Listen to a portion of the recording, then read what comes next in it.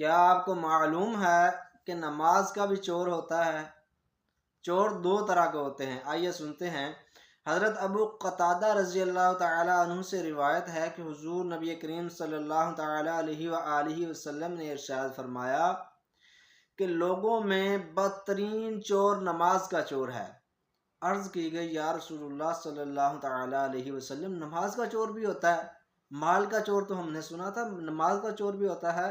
تو نبی علیہ الصلوۃ والسلام نے ارشاد فرمایا نماز کا چور وہ ہے جو اپنے نماز کے رکوع اور سجدے پورے نہ کرے۔